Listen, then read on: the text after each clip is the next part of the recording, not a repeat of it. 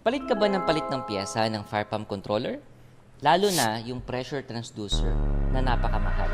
Madali lang naman maiwasan yan. Check mo itong 3 most common causes kung bakit bumibigay ang pressure transducer. Una, water hammer. Ito yung biglaang pagbulusok ng tubig. Sensitive kasi ang pressure transducer, kaya madali itong mabugbog sa water surge. Mapipigilan ito sa pagkabit ng pressure snubbers or yung inverted check valve sa sensing line. Pangalawa, short cycling or rapid cycling.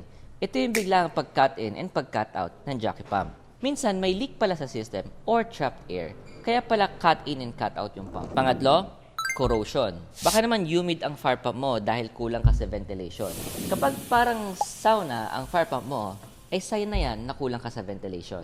Kaya bago ka magpaulit-ulit magpalit ng parts, ay hanapin mo muna bakit paulit-ulit din nasisira.